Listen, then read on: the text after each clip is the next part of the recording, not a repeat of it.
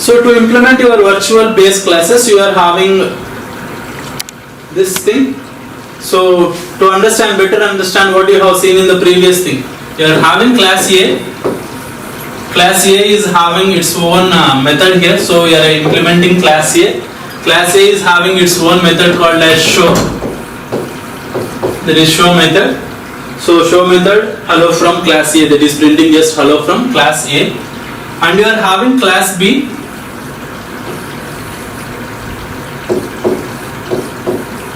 Okay, class B is inheriting class A, and you are having class C. Class C is also inheriting class A, and you see you are not writing any code in class B and class C. And then you are performing multiple inheritance for class D. That is, class D is performing inheritance of class B and class C. That is, class D is inheriting the properties of class B and class C. Okay. Now, if you can understand, when B is inheriting class A, it is getting the properties. That is, it is getting the properties of class A. At this time, it will be having its own method show. Okay. When C is inheriting class A, it will be having its own method show. And now, if I try to have a multiple inheritance now, okay, at this time, if D tries to access the show method, then an ambiguity will occur. So, if you see the program here, there is a main, and you have created an object D object, and if I perform object.show, that is, if I create D object, if I call, so this is D1 dot show. So when I perform D1 dot show, that is, if I try to access the show method, it doesn't know whether it has to take the show method from B or whether it has to take the show method from C. Okay, this is the ambiguity which will be created by the multiple inheritance. So this is why multiple inheritance will not be present in further programming languages. Why? Because it will provide this ambiguity. So to avoid this ambiguity in C++, I think you can understand, to avoid the confusion for your D class, okay, we will be implementing your virtual base classes. So how you are going to implement your virtual base class? So this is an example of your virtual base class, where, so whatever the base classes you are implementing, so you are having class A, B, C and D. When I am trying to implement this multiple inheritance for class D, okay, the class D is trying to implement the multiple inheritance of class B and class C. Okay, at that time what we do is we make this functions, that is class B and class A, as virtual classes. That is, you are going to make this particular class A and class B as virtual base classes. When I make these particular two classes as virtual base classes, what will happen is, whatever the particular thing that is, it is trying to have, or it is trying to take, that is, the data that is coming from class A should not be re-implemented in class B or class C. That is, they should not be overriding the data from that is coming from class A.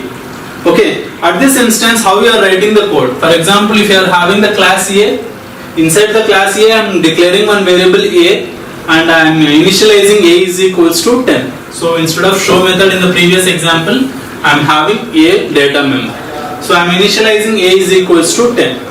So if you see in class B, so class B, and I am writing the colon, you can write public virtual A, or you can write virtual public A.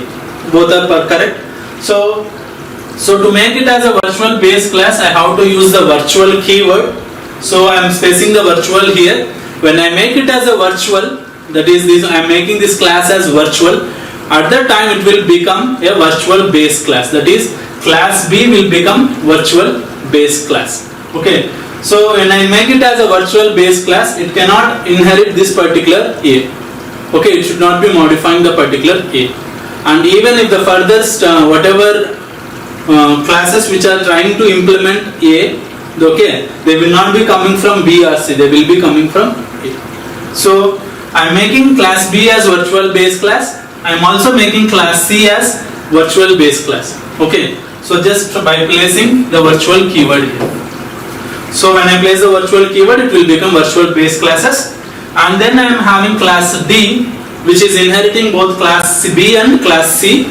So now I create an object of class D. So when I create the object of class D, what will happen? It will indirectly call all the methods, that is it will indirectly call its own superclasses, that is it will call the superclass B, C, it will also call the superclass A. Okay, when it calls the superclass A, the constructor will be called and A will be initialized to 10. And I can directly access the A value, object dot A, that is D object dot A. If I try to directly access object dot A, it will not be taking the B's value or it will not be taking the C's value, it will take A's value. Okay, so this is how you will be using your virtual base classes to provide clarity for your multiple inheritances. Okay, so this particular class which is taking the multiple inheritance, at that time you are providing the clarity by using your virtual base classes. Okay, if you revisit your particular what is virtual base class, you can have a clarity. So virtual base classes are used in your virtual inheritance in a way preventing multiple instances of a given class appearing in inheritance hierarchy whenever you are using multiple inheritance. Whenever you are using multiple inheritance, multiple classes will come, that is the same class thing will come in multiple places. At that time we will be implementing your virtual base classes to provide more clarity to your multiple inheritance.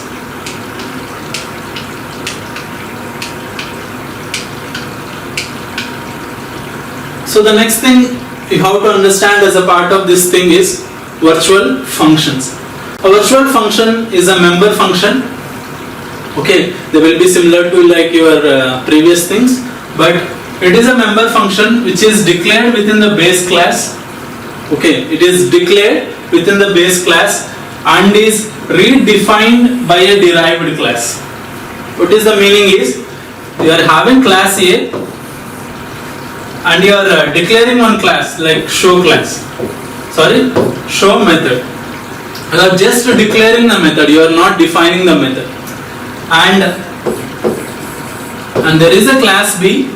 Okay, in this class I redefine or define the particular method. Okay, I define the show method. That thing will be calling it as virtual functions. Virtual functions means we will be just declaring those functions in your base classes and redefine them in your or define them in your derived classes or child classes. When you refer to the derived class object using a pointer or reference to the base class, you can call a virtual function for that object and execute the derived class version of the function. Okay, you can understand this with an example. Okay, we'll look at this point once after looking at the example. Okay, you will be having two versions. One is show of your base class, another show of your derived class. Okay, the show that is the base class object can access your this one. We will be looking at all these things with an example. So virtual function is basic thing that you are going to declare your class in your base, you are going to declare your function in your base class and you can redefine them in your derived class. So virtual function ensure the correct function is called for an object regardless of the type of reference used for a function call. So they are mainly used to achieve runtime polymorphism. So with an example you can understand all these things. Functions are declared with a virtual keyword in the base class. The resolving of the function is done at runtime. So we'll come back to the theoretical parts by looking at an example. Okay, so if you see this one, this is a program which illustrates your virtual functions. So what is that thing? We are having a class base, that is base class. Inside the base class, I am having one method called as print method. Okay, I'm having one method called as print method, another method called as show method. So among these methods, your show method is a general member method, but your print method is a virtual function. Okay, this print method is a virtual function. I have defined this particular virtual function in your base class also. Okay, so you are having your base class. Inside the base class you are having these two methods. This is a general method, this is a virtual method. Okay, we are having two methods. One is virtual method and another one is a general method. And you are having derived class, class derived, which is deriving the properties from your base class, that is inheritance. Next, inside the derived class, I am redefining your print method. Remember, this print method means, so this print method is redefined here. This is away from your what I told you, what function overriding.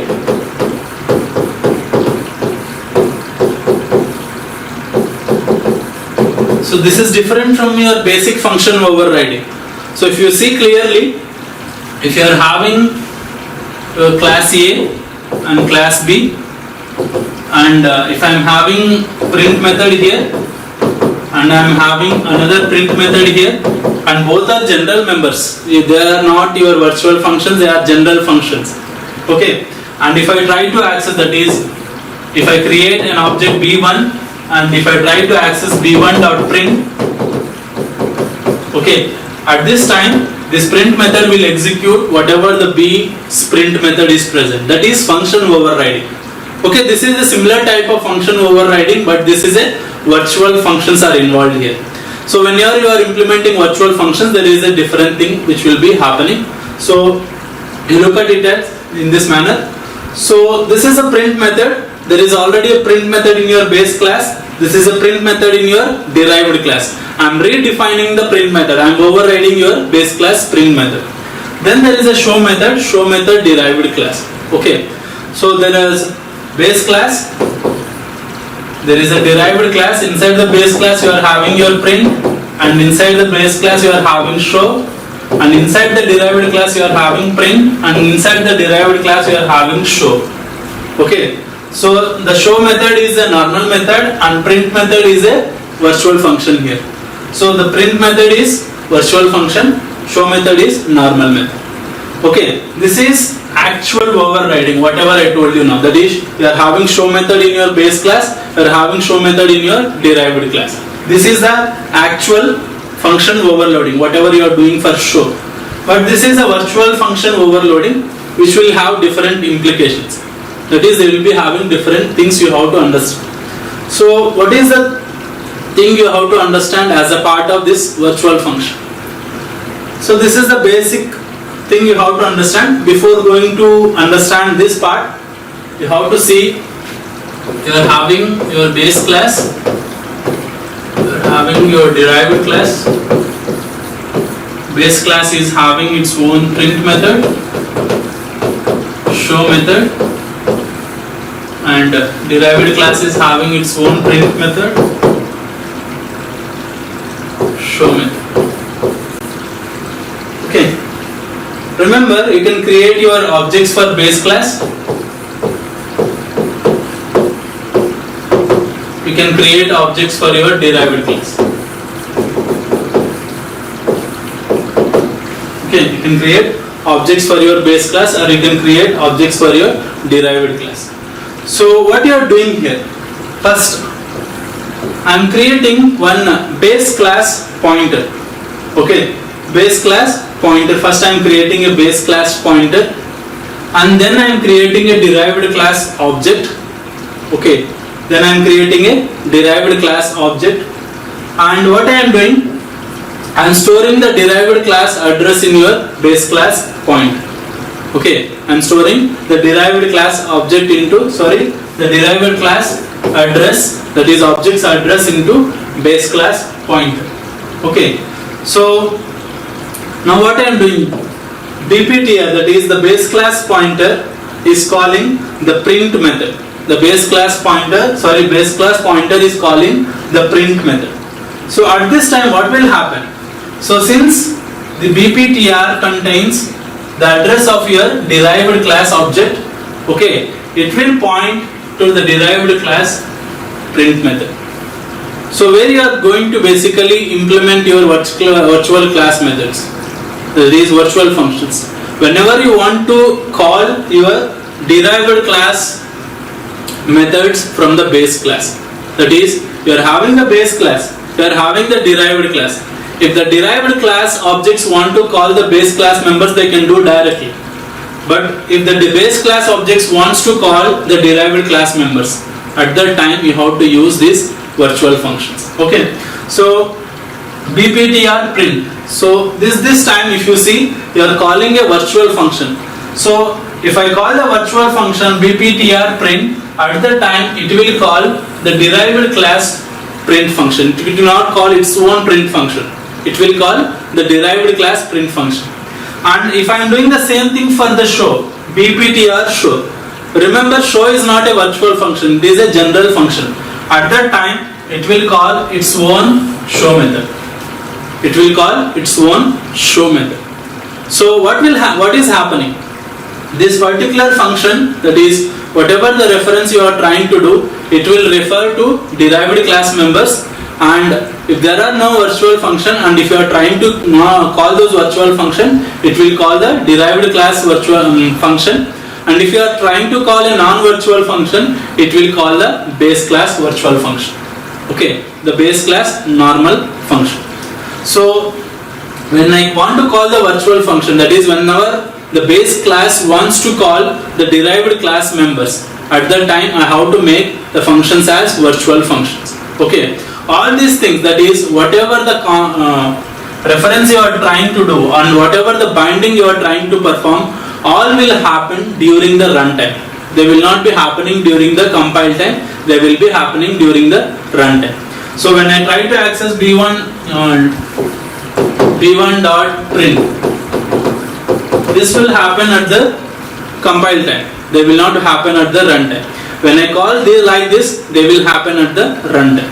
So I think you can understand from this basic example that whenever I want to call your derived class members using the base class properties, at that time I will be going for your virtual functions to implement these things. So to go back and look at the theoretical part, what you have done, what you have seen. So when you refer to a derived class object, when you refer to the derived class object, that is, you are having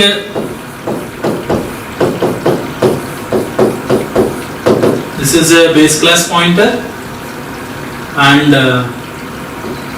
there is a derived class object, and BPTR is equals to address of D1. I am trying to the derived class object. When you refer to your derived class object using a pointer or reference to the base class.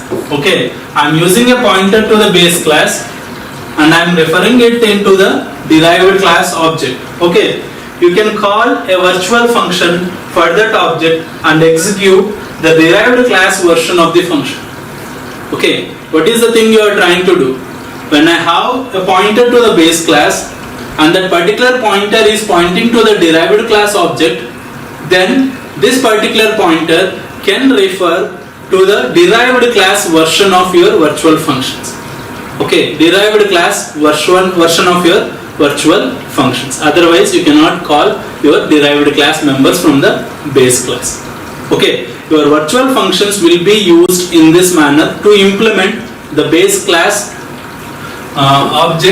base class pointer to point to your derived class members. Okay, so to better understand what you are trying to do is, you refer to a derived class object, that is, the base class pointer is referring to your derived class object. At that time, the base class pointer, whatever the pointer you are having, this can point to your so you can call a virtual function from that object and execute the derived class versions of the function. Okay, you can use this pointer and call the derived class versions of your virtual functions. Okay, so this is why you are using your virtual functions. And virtual functions ensure that correct function is called for an object regardless of the type of reference you used for the function call. So the virtual functions, whatever you are having, they will help you to call the correct version of the function for an object. That is what you have to understand. So if you are having class A, this is the base class, and you are having the class B, this is the derived class. And if you are having the show, you are having the two methods, that is print method and you are having the print method. Okay, and if I create object for B1 and if I call B1.print, okay, so without virtual function there is a confusion between which class to call. It will depend upon your compiler to select one of these functions. So according to the compiler, it will call this one. What your virtual function will do is, they will ensure that correct function is called for an object, okay, for this object, that is for B object here, regardless of the type of reference used for the function call. Whatever may be the type of reference you are trying to do, that is you are trying to use the base class reference to call the derived class object. So actually if I use the base class reference and call a print function, the base class print function has to be executed. Since it is a virtual function, the correct function, which is the derived class version, will be executed. Why? Because which is more current version. Okay. They are mainly used to achieve runtime polymorphism. Okay. So you are having both same functions, that is you are having print function. So I think you understand. Polymorphism means having same function but with different functionality. So same function but different functionality. So this thing, that is when you are performing function overloading,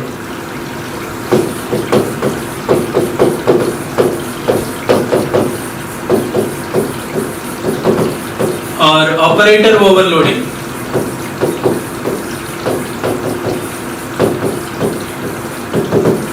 okay. So whenever you are performing function overloading and operator overloading, those are compile time polymorphism. That is, they will be having same names but different functionalities. That is, functions will be having same names but different functionalities. Operator will be having same operator symbol but they will be performing different. And these references, whatever you are trying to implement, those references will be what you can call it as, they will be done before compilation. That is, whatever may be the clashes, they will be solved, or those references will be solved before compilation. Okay, and these references will be implemented during execution time. That is, these things will be used to implement your runtime polymorphism. Okay, what is the object you are trying to access? If I try to access, which function will be executed? Okay, whether this particular function is executed or this particular print function is executed. That will be resolved by using virtual function and runtime polymorphism. This is how you are going to implement your runtime polymorphism. And functions are declared with a virtual keyword in the base class. I think you remember, inside the base class you are declaring those functions as virtual function. The resolving of functions call is done at runtime. So whatever the function call you are having, if I write b1.print, that particular function call will be resolved during the runtime. It will not be done during the compilation time. So that is the difference between runtime polymorphism. And this is the thing you are doing in the compile time polymorphism. This is the thing you are doing in the runtime polymorphism. In the next session, I will be giving you more clarity about the difference between compile time polymorphism and runtime polymorphism. That is how this runtime polymorphism will be implemented and how your compile time polymorphism will be implemented with a proper example. Okay. So this is about virtual function. You can look at the example again. You are having a virtual function inside the base class. In order to make a virtual function, you have to keep the virtual keyword before the function. So at that time what will happen, it will become a virtual function, and this is a normal function where you are not writing it as a virtual and this particular function, when you are overriding, this particular function is a virtual function overloading. So when you overload a virtual function, then your reference, whatever you are trying to refer, that is the base class is trying to refer your print function. At that time, this reference will be solved during or resolved during runtime. Okay, so this is about virtual functions. Next, you have to understand about you will be having abstract functions and abstract classes which will be implementing or using your virtual function. Those things will be looking at the next class. So in this session, we have looked about what are the virtual base classes, and also we have looked about virtual function. In the next session, we will be looking about abstract classes which will be implementing your virtual functions, and we will be looking about the basic difference between a runtime polymorphism and compile time polymorphism. Thank you.